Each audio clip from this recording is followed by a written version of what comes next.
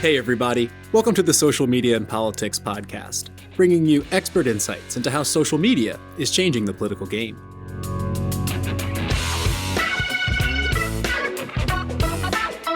I'm your host, Michael Bode, political scientist at Lund University. Remember, you can follow the show on Twitter at SMNP Podcast or visit us on the web at socialmediaandpolitics.org.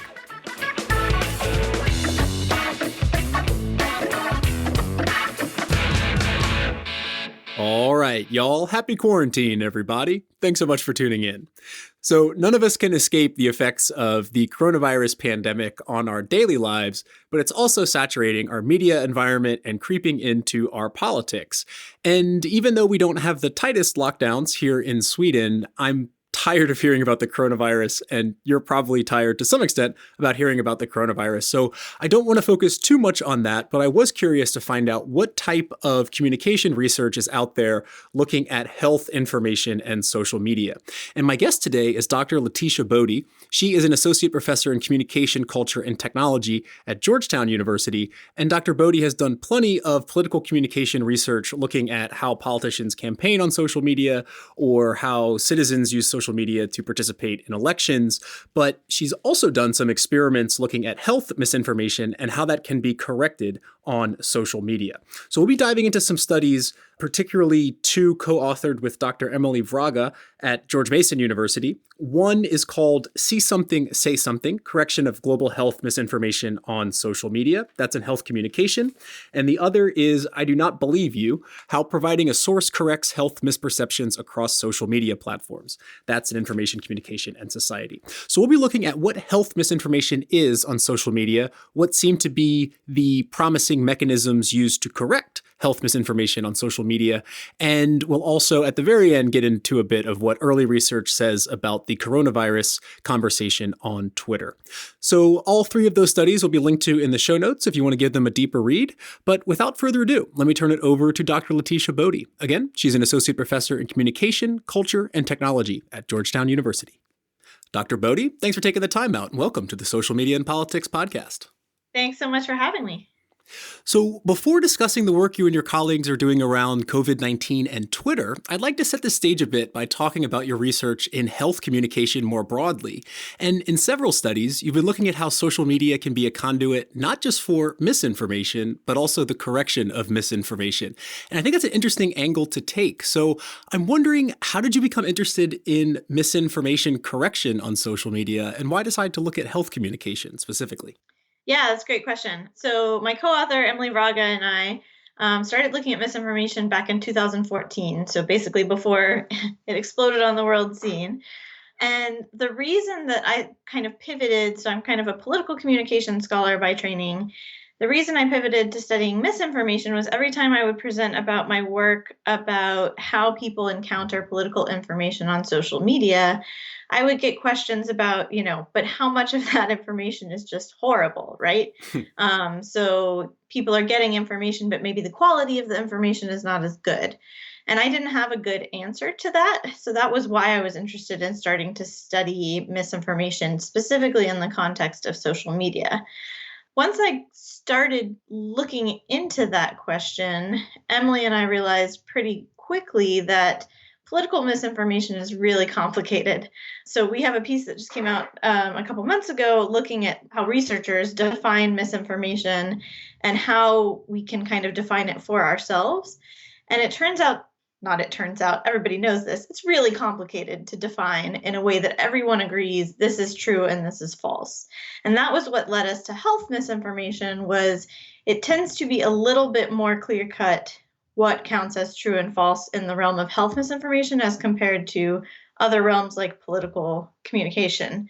So we kind of divide things into three very, very rough categories: settled science, emerging, and controversial. And basically, the only place you tend to see really settled agreement from experts and clear evidence is in health and science information. For political communication, political misinformation, at best it's emerging, and usually it's quite controversial. So even if you can agree on what the facts are, the way that they're portrayed or something like that might not be in alignment with best evidence and expertise. That's interesting. So you're saying that, I guess, at its base, discussions around politics maybe don't have a true or false answer, whereas health communication, we can look at a kind of hard science around some disease and what's effective. Right. And even in health communication, the number of issues where there is clear, settled science are really narrow. So the classic example people like to give is vaccines, but vaccines are really the exception to the rule rather than other things, like should you drink coffee or not, right? Like there is some evidence that you should and it's good for you, and there's some evidence that it's bad for you, and it depends on how much and when and all of these things. So it's, most issues are complicated is kind of the short answer here. Right. Well, hopefully it's good for you because I'm drinking some right now. But Coffee this morning, so. But I wanted to ask you a bit about the difference between misinformation and disinformation, right? It's kind of I'm getting tired of this argument myself, and I think most of the listeners will know the difference between the two terms, but I think it's important to define what misinformation is in this health communication context, because even though we sort of call misinformation one thing and disinformation another, I think they tend to be lumped into the same category, where misinformation is something that's maybe meant to be harmful or to distort information. But that's not really the case in health misinformation, right? It can be that we just don't have the right information because, let's say, a disease is early, for example. So could you explain how you're conceptualizing this idea of health misinformation and then its related concept, misinformation beliefs? Sure. So I definitely think it's an important distinction to make between misinformation and disinformation. That is, I think even within the health misinformation, there are certainly still disinformation campaigns, usually for profit or power of some sort. So most commonly, I would say you see disinformation campaigns around health issues where people are trying to sell you a cure, right? They're trying to convince you you're sick and you need this thing that I just happen to sell. So we do see disinformation campaigns in the health and science realm, but we also see a lot of misinformation, which is, as kind of you defined it, is less intentionally shared. I guess it's intentionally shared, but it's the motive of it is less harmful. You're not trying to cause harm. You're trying to give the best information that you have. It just happens to be the wrong information. And this happens a lot within the realm of health and science because, in general, especially in the United States, which is primarily what Dr. Braga and I study, people have very low science literacy. So they have a hard time identifying true and false information when it comes to health and science. We define health misinformation as any information that goes against the best available expert evidence at the time. Again, this is a complicated thing, right? There are a lot of variables in there that have to all kind of line up. You have to have experts that are weighing in on the issue. They have to have clear and reliable evidence that has been brought to bear and has been replicated through the scientific process. And at the time is also a little tricky. So we've actually done a couple of studies where the scientific consensus has changed after the fact. What do you do with that, right? Right. Were the people that were misinformed just ahead of the curve? They knew that this was coming, or, how do you decide how to treat that information? So again, a hairy issue just to define things in general. But I definitely think the distinction between misinformation and disinformation is still super relevant in the realm of health communication. Absolutely. And I'm curious to get your take on, how or what are some of the ways that, the same social media platforms that can enable the spread of whether it's misinformation or disinformation, how can they also be key conduits to correct that misinformation as well? Yeah, that's a great question. So Emily and I talk a lot about what we call observational correction, which is that social media facilitates you watching other people in a kind of creepy way, but also in what's potentially a useful way. So we think it's useful in particular when someone shares misinformation on social media, all of their followers or friends or whatever they're called on any individual platform have the opportunity to see that misinformation. If someone corrects them on that same platform, whether it's the platform correcting, an expert correcting, or another user correcting, again, all of the followers and friends have an opportunity to see that correction. And we think that that's particularly powerful for several reasons. First of all is just scale. On social media, on Facebook, for instance, I think the average person has about 700 friends. Now, because of the algorithm and the curation that happens behind the scenes, not all of those 700 friends are going to see every post that you produce or every correction of misinformation, but there is a huge scale issue here that works to our benefit. In a way that actually scale works against the platforms kind of being able to fix everything behind the scenes because there's so much content for them to sort through. On the other side of things, scale actually works to our benefit. Another issue that we think makes a big difference is proximity. So the way that most social media platforms are set up is that, information is kind of threaded in a conversation, which means that as soon as you see the misinformation that somebody shared, you see the correction, if it exists, right there at the same time, which may mean that from a psychological perspective, you don't actually accept the misinformation that the original poster shared in the first place because you see the correction right at the same time. There's also probably some stuff going on with trust and relationship building that happens on social media because some social media networks tend to be composed of people that we kind of know and trust in real life. That probably helps us to accept their information in a different way. And there's some evidence, there's a study by Margolin, Hannock, and Weber that shows that on Twitter, if you have closer relationships with people, you're more likely to accept their correction. And just in general, because social media is, kind of the epitome of context collapse, right? Everything is happening in one place. Mm-hmm. You may have lower barriers to correction when you're scrolling through your social media feed as compared to when you are, watching mainstream news or in a different environment where you have your protective defenses up, if that makes sense. Yeah, absolutely. It's a sort of, different environment. And, I think we're still trying to figure out the trust levels. But of course, on somewhere like Facebook, where your peers are, you're probably more willing to take misinformation from someone that you kind of know and trust versus maybe a talking head on any given news outlet. Right, exactly. So you've done some empirical research on this with your colleague Emily Vraga and run a bunch of experiments that looked particularly at health misinformation around the Zika virus. And in those experiments, you exposed participants to a provenly false story and then had the health misinformation correction underneath in a comments, like you mentioned before with the threading. So before we get into the findings, can you kind of outline the basic kind of structure of that experiment and what you were seeking to test? Yeah, absolutely. So we've done a number of these experiments over the years now. The general design stays the same. The factors we're testing for changes from experiment to experiment. So in the context you're talking about, in the series of experiments we did about the origins of the Zika virus, the specific piece of misinformation we were looking at was there was a really common rumor, weirdly, that the Zika virus had emerged because scientists had been experimenting with genetically modified mosquitoes and they messed something up and all of a sudden Zika, which obviously, just to be clear, is 100% not true. There are genetically modified mosquitoes, but they're actually bred to essentially reduce mosquito populations to prevent things like malaria from transmitting in general populations. And there was no evidence that Zika came from genetically modified mosquitoes. Zika had been around for a while, but not in the outbreak kind of way that it happened over the period that we were looking at in 2016-ish. So the general design of our experiments is we show people some kind of simulated social media feed. Depending on the experiment, we've looked at different platforms. So far, we've looked at Twitter and Facebook most often. We've also done some studies on Instagram, and we just did last summer our first study looking at a video platform. And generally speaking, we show some people the misinformation, some people also see a correction, and we vary what kind of correction they get.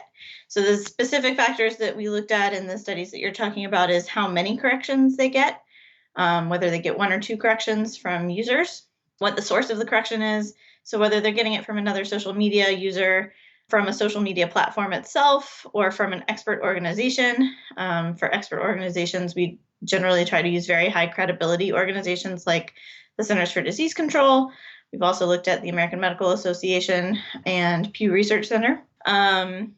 We vary whether or not the correction includes a link. That's kind of a credibility cue, is roughly the way that we think of it. So again, this is a simulated feed. They can't actually click through to the link, so they're not actually getting additional information from it. They're just getting kind of that signal that, I know what I'm talking about. And then we've also varied, as I mentioned before, the platform where the correction is taking place. Right. And just to be clear, the corrections come in the comments and they're from anonymous, well, not anonymous users, but they're not people's real friends, right? So it's essentially constructed like it would be a stranger commenting on that news story. When it's a user correcting, yes, they don't have any idea who that person is. We pick a random name from kind of the top most common names in the United States. We pick gender neutral names so that they shouldn't be influenced by the gender of the poster or the commenter. And yeah, they don't know anything about that user. They have no reason to trust either the original poster or the corrector. Gotcha. And I'd like to walk through some of the key findings from those studies looking at the correction in the comments. And I think one of the most consistent findings across a range of those experiments is that sources are extremely important to correct this health misinformation. That is, a correction coming from another user isn't effective in reducing misinformation beliefs unless it also links to a source backing up that correction claim. So could you kind of unpack how that dynamic works or what you found in your experiments? Yeah, so as I mentioned before, the way that we kind of use this idea of sourcing is either the comment includes a link to a source, a high credibility source, or it doesn't. And again, because it's a simulated feed, people can't actually look at the link. So they don't have access to all of the information from the link. In fact, sometimes we're making up the link, but they get that cue that the person that is doing the commenting, doing the correcting, has some other evidence to back up their claims. So I think that the idea here is, if I have to speculate, is that people are skeptical of information online, and that's probably good. We want them to be skeptical of information online, and giving people that additional indicator that this person has done research and has, found evidence to support the argument that they're making is enough to kind of push them over that threshold for updating their beliefs about the topic. And I think that that means that there's a lot to be done, which we haven't really done, in terms of figuring out what sources are credible to people, and especially what sources are credible to different kinds of people. So in general, people trust the CDC quite a lot, even across party lines. Trust of the CDC is about 80% in the US population, which is almost unheard of in this era where we don't trust anything. So that's part of why we've used the CDC in our research. But I'm sure that there are expert organizations that are trustworthy to certain subpopulations and not other subpopulations. And I think that's a really important thing for public health organizations and, governments that are trying to deal with these questions of misinformation and correction, to really hone in on is who is a trustworthy messenger for different kinds of messages and for different kinds of people. And we don't really have a clear answer to that right now. Right. And I think that in the studies I've read, you sort of always translate these findings into what they might mean for governments or organizations who, traditionally are quite reserved in their social media communication strategies for fear of sort of making a mistake or something. But I think what the findings point to is that there might be certain response mechanisms that organizations can put into place based on your research. And so do you have a kind of some best practices there that your research points to in terms of how governments, organizations, NGOs can try to correct the misinformation that's out there? Yeah, so we do think that that's a really important role for these types of organizations to be playing. And in general, anecdotally, I will say we have not examined this empirically, although we have a project that we're working on to do so.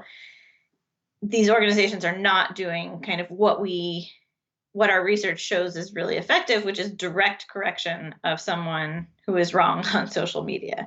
And there are a couple of reasons why they might not do that. Number one, it's just hard to find, right? So there's resources involved in detecting people that are sharing misinformation on a particular topic, especially on more private platforms like, well, most of them at this point. So Twitter is kind of the public option, and everything else is relatively private. Another reason is they seem to be worried about reputational harm. So concerns that it's not appropriate or it's not within their goals and scope to be kind of reaching out to people directly. And what we found in our research is that concern is not empirically grounded. So people, even if they don't accept a correction, they don't lower their credibility that they see a particular organization with. So if you see the CDC correct someone, you may or may not update your own beliefs about the topic that they're correcting on, but you don't think like, oh, now I hate the CDC because they did this. So it seems like we need to know more about what the concerns and limitations of these organizations are. And that's something we're working on right now. But it seems like some of them, at least, are not entirely grounded in reality.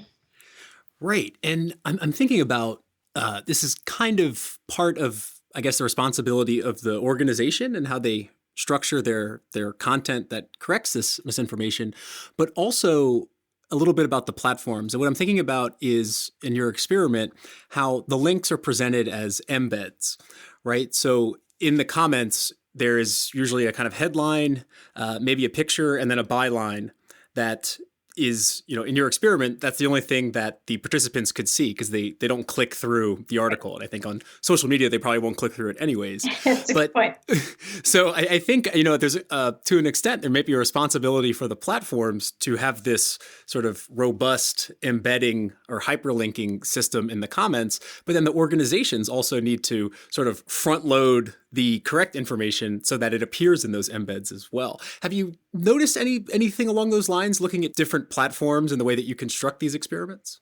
That's a really great question. Because you mentioned that you're working on something with video, and like if we think about the biggest video platform, YouTube, I don't think that you can embed these type of links in the comments because you just get the hyperlink, like sometimes on Twitter as well.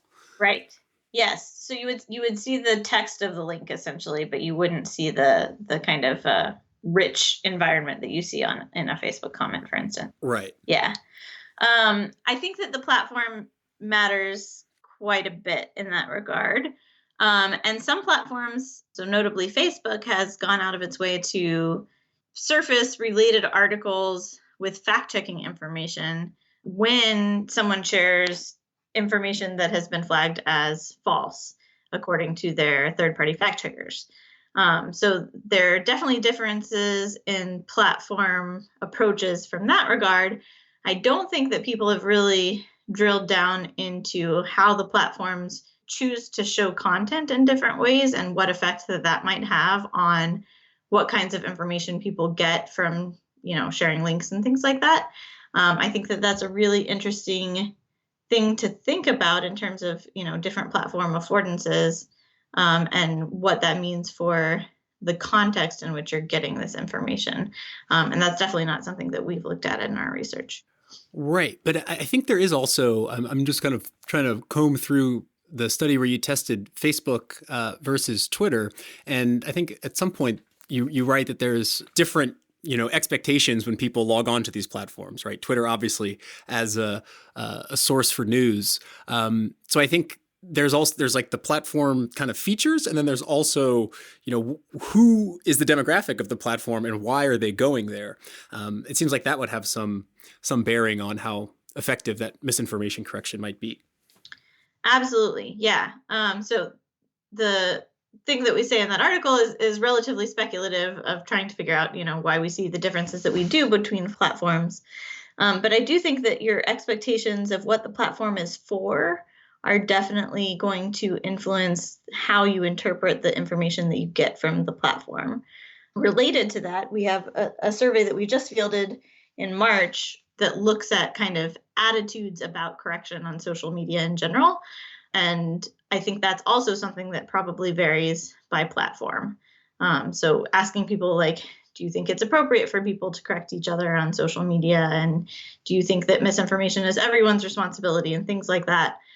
So kind of these norms and attitudes about corrective behaviors, I think there's very good reason to suspect that different communities, different platforms are going to have different expectations about what is appropriate and what is right. A classic example of this, people talk about Wikipedia as being like this magical place when it comes to the internet because people, it's mostly self-policing, and people volunteer their time to create things and moderate things. And that is not something that you see in virtually any other kind of social environment on the internet. So norms and expectations go a long way to changing behaviors, for sure. Definitely, definitely. I want to ask, and I don't know if you've done research on this, but it was just something curious I was thinking about, which is in your Zika experiments, you have a false story with the sort of true information coming in from the comments. And I'm wondering if you reverse that situation, so you had a true story that was then given false information or misinformation in the comments, do you think that that might also be effective in kind of tricking people against the true information? So the kind of reverse of what you're testing, might sources matter if they're being used to provide misinformation rather than just true information? Right. So you are very right to ask this question. This was a question that we asked relatively early on too. Is basically like, can you fake someone out, right? If they're sharing correct information and you share misinformation as a quote unquote correction, does that influence people in the same way that sharing correct information does? And at least if you are using the exact same kind of mechanism, which is to say you're sharing a link to a reputable source, so something like Snopes or another fact checker, it does work, which is to say people don't inherently know the difference between true and false. They're using these cues of correction and linking to make the decision about what is true and false. So that is certainly a big concern, because it essentially suggests that what we're suggesting to help fix the misinformation problem on social media can be relatively easily weaponized. Right.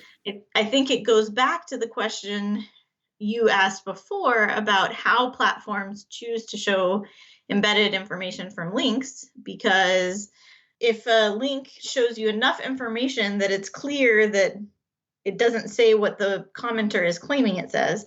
So for example, if I am an original poster and I write, I post an article saying apples are not going to kill you, and then a commenter comes and posts a link to Snopes that says, actually, research shows apples will kill you. If the information that gets pulled into the platform from Snopes is enough to show me that that's not actually what that link says, what the poster is claiming that the link says is not actually what the link says, then I am less likely to be influenced by that comment. So that's something that I think goes back to what platforms can do to prevent this from being weaponized. The other thing I'll say is, from survey research that we've done and that others have done, so Chadwick and Bakari in 2019 saw this, and we saw this in our survey that we just did in March, shows that it doesn't seem like right now, at least, that happens all that often, which is to say, we basically ask people, have you ever shared misinformation? Have you ever been corrected? And the overlap between those two things, where people are saying, I haven't ever shared misinformation, but I have been corrected, is very, very small, which is to say, it seems to be about consistently 5%. So it doesn't seem like people are doing this a lot right now, but that doesn't mean that they couldn't do it in the future. Right, which also gets, now we're getting sort of into an inception category where we've been talking about embeds, but, it's about the visibility of the top comments, right? So these certain misinformation could be coordinated and upvoted to be the top comment that people see. And also the content can be crafted to fit into the embed. So there's definitely this kind of interaction between the community, the creators, and also the platforms themselves.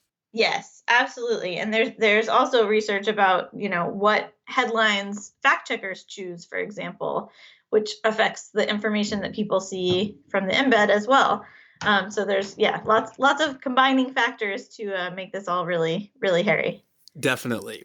But let's take the coordinated manipulation campaign of upvoting out of the equation in this other finding you have, which is you basically vary whether these misinformation correction sources come from other sort of anonymous users or just algorithms suggested by Facebook. And you find that they're about equally as effective in reducing misinformation beliefs. And I think that's quite striking. So how do you interpret that finding, and what do you think it means for sort of platforms' role in correcting misinformation?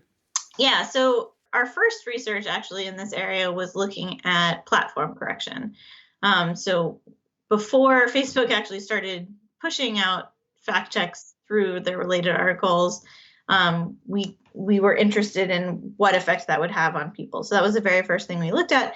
And then we looked at it specifically in comparison to user correction. In general, it seems like the same rough credibility cues apply. So whether it's coming from the platform itself or it's coming from another user. I mean, if the platforms in their decision to rank and derank content, obviously there's with the trust indicators and different fact checking initiatives that have been started recently. That's one part of it, but then there's also what stories the algorithm chooses to prioritize. And if I think it's interesting that your experiment shows that participants don't necessarily weigh perceived human's opinion versus an algorithm. So is that I guess it's both a challenge and an opportunity for platforms, but it seems like they can really have some impact on correcting the public knowledge around misinformation. I think that's true. I think that there is a big opportunity for platforms. And there's been some talk about this since the coronavirus outbreak, because platforms have been working together in a way that is unprecedented. They've also been pushing good information, which is to say, from the WHO, from the CDC, in a way that they haven't done in the past on other misinformation topics. And I think that there was a lot of initial optimism about that, which I think is warranted. And I think that they've actually done a very good job in responding to this crisis. But people were very quick to point out, and rightly so, that again, this is an exception. This epidemic is not like other types of misinformation.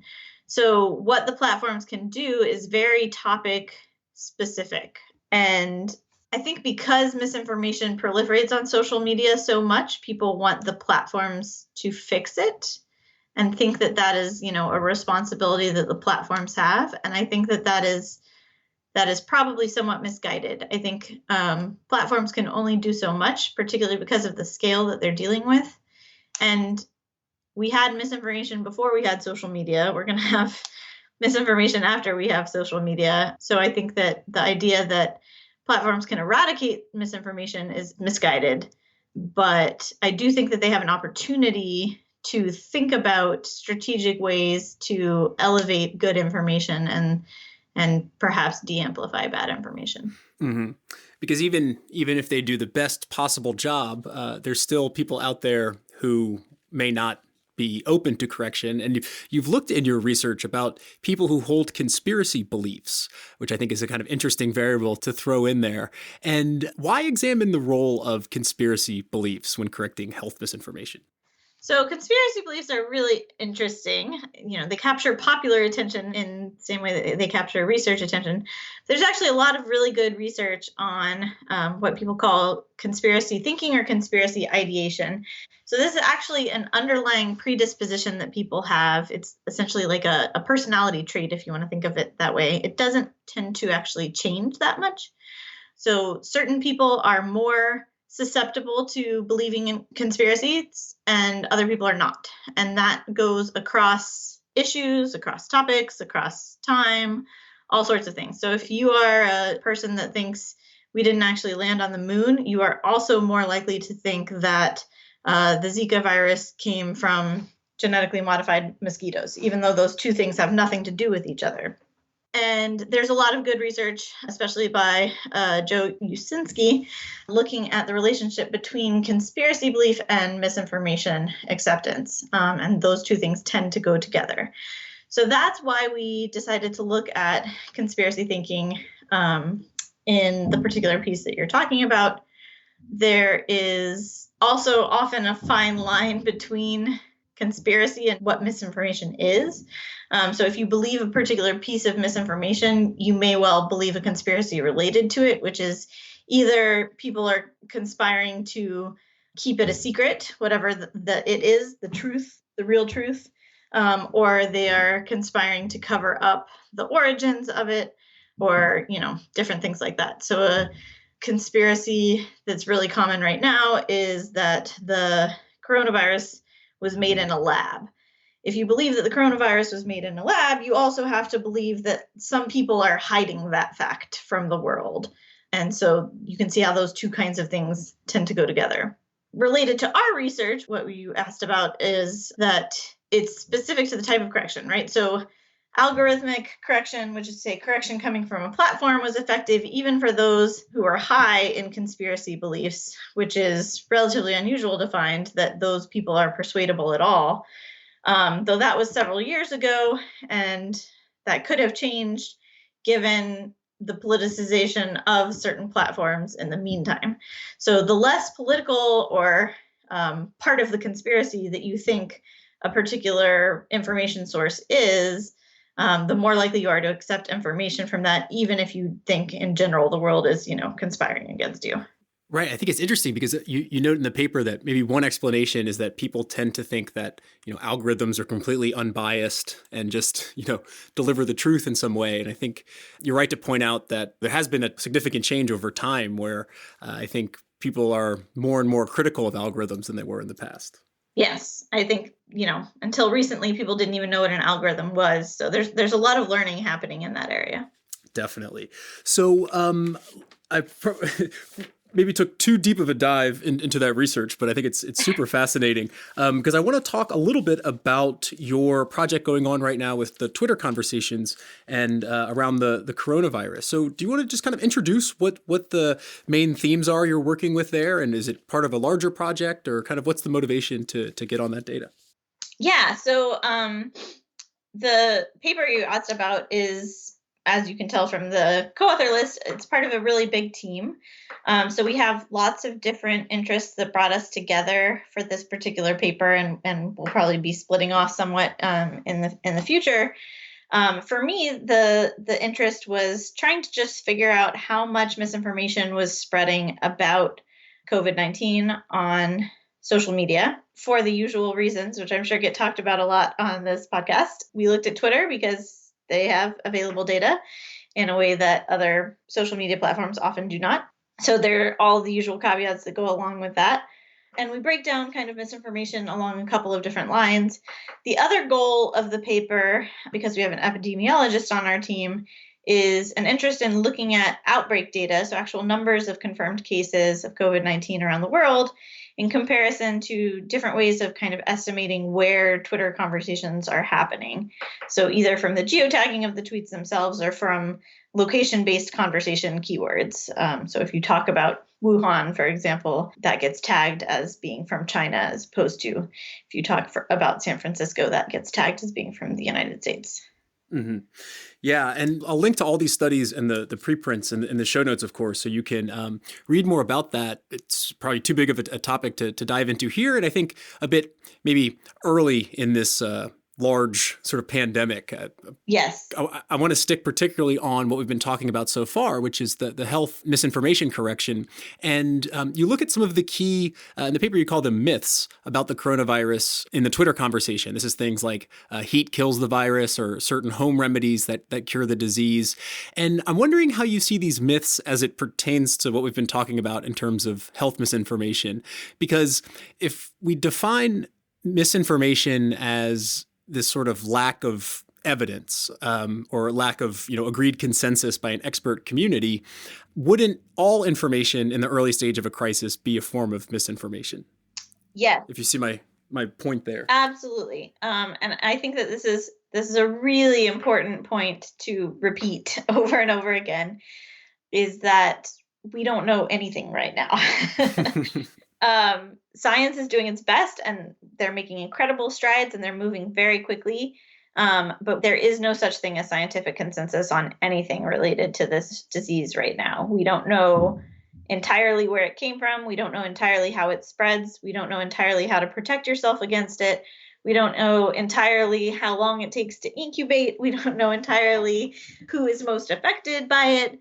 All of these are really important questions that we have to figure out. And as a result, none of the information that we have about COVID-19 fits into the top of that pyramid I was talking about before, which is to say, none of it is settled science. At best, it's emerging science. And quite a lot of it is controversial, right? So if you look at two different studies, you find very different things in terms of what the fatality rate is, or how protective a mask is at preventing the spread, or different things like that. Which I think means, number one, we're going to get some things wrong. And I think a good example of this is not actually where the science changed, but where the recommendation changed is wearing masks, right? Initially, the CDC said, don't wear masks, save the masks for the medical care workers. And then they changed and said, no, you should wear a mask because it'll make it less likely that you spread the disease if you have it. And you may not know if you have it because some people don't have symptoms. And I think that generated a lot of skepticism about expert communication in the area, even though, again, the science didn't change, just the recommendation changed. I think that in general, the takeaway from this, because everything is new and we're figuring it out as we go, is general caution. So usually when I give talks about this kind of research, my kind of, clear takeaway is if you see somebody sharing misinformation, you should correct it. You should include a source. You should, be really clear about what's true and what's not true.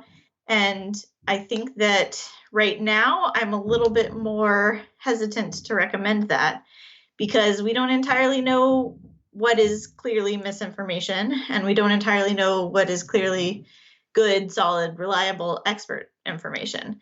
So I think whether or not to correct in the first place is more of a question, and how to correct in terms of what information to share instead is also a big question right now. So yeah, everything is harder in a crisis. Right. And that leads well into my next question, which is one of the things that you and your team looked at in that study was which sources were being shared on Twitter in this conversation about the coronavirus. And, by far, I think the number was almost 100,000 of the sources were from YouTube, followed by like 14,000 for Instagram, and then the New York Times in third. So I'm wondering how you see this kind of cross-platform sharing. You've been looking at source cues in comments, among other things, but what happens when that source is a YouTube link, which could be really, anything at all? Right. And I think that that's such an interesting question. That was a finding that really stood out to us as well. So we first look at things by breaking down links to good information, so like public health information essentially, versus bad information, so sites that have been identified as purveyors of misinformation related to COVID-19. And those are about even. So in terms of people sharing like really good, solid public health information and people sharing what we know 100% is misinformation, it's about 10,000 links each in our data set. But as you said, when you look at YouTube, it absolutely dwarfs both of those. So as a platform, this seems to be where people are sharing information. We don't entirely know what that means. There's good evidence from other researchers that disinformation campaigns often will jump between social media platforms, especially as kind of one platform finds them out. They will move to another platform. So there's a great piece from Wilson and Starbird earlier this year in the Misinformation Review that looks at that phenomenon. We also think YouTube is probably somewhat harder to police than other platforms in general because video is harder to parse than text. Which may mean that it's harder to identify things. I'm not saying that everybody that's sharing YouTube links are sharing misinformation. I definitely don't think that's true. But in general, it's just really interesting that is an information source that people seem to find really valuable right now and are relying on quite a bit. And I don't know if that's just a preference for video in this kind of overwhelming information environment, or if there's something else going on there. But that's definitely something we want to dig into more. Yeah, it's super interesting finding. I'm very curious to see what the content of those videos is. Yeah. So one last question for you, and this has to do with a bit kind of what we were talking about before with conspiracy beliefs and those maybe coloring how people think about true and false information. But, we haven't even talked about the whole bulk of your research in political communication. And I'm curious whether, because of a lot of the information coming out from different governments is from, heads of state rather than pure science as such, do you think that, especially in the US, that we might have some kind of partisan motivated reasoning or some ideological coloring to this debate based along party lines and heightened polarization? Yeah, so this is a big question that a lot of people are trying to answer right now. And some of the initial public opinion polling on COVID-19 suggested that there was a pretty substantial partisan gap in how seriously people were taking it and what kinds of behaviors they were engaging in. It seems like that gap has narrowed quite a bit as the outbreak has spread. So I think that's just, personal experience. When you know somebody that knows somebody that has, seriously been infected, that might change your opinions on things.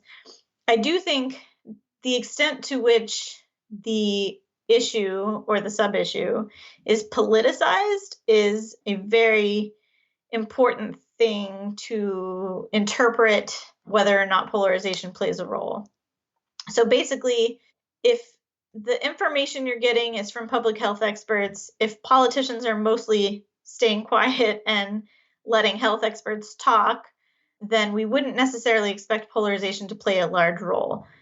When you have significant politicization of an issue where elite partisan messengers are giving very different kind of explanations of the reality of the world or things like that, we would expect polarization to play a much larger role in how people interpret that content. So there's pretty good research from Bolson and Druckmann that looks at the politicization of an issue and how that affects the way that people interpret misinformation on that issue. And they find pretty significant effects along those lines. And I think that a great example of this right now is probably the responsibility of the WHO in light of President Trump choosing to freeze funding to the organization for alleged misdeeds and how they handled the pandemic early on. I think the WHO prior to that was probably not terribly politicized. To the extent that people know anything about it, they know that it's a world public health organization.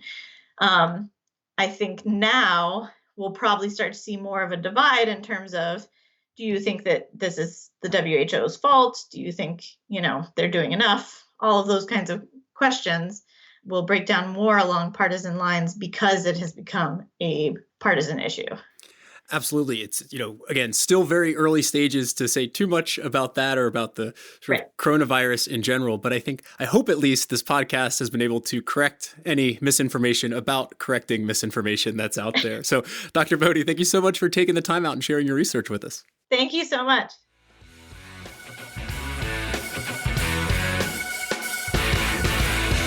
I've just been speaking with Dr. Leticia Bode, Associate Professor in Communication, Culture, and Technology at Georgetown University.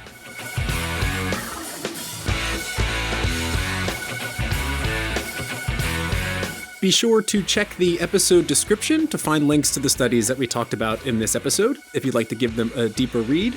But that's a wrap for this episode of the Social Media and Politics Podcast. Thank you so much for tuning in. As ever, feel free to drop a line at SMNP Podcast. But until then, I'm your host, Michael Becerra, signing off from Alamo. See you next time.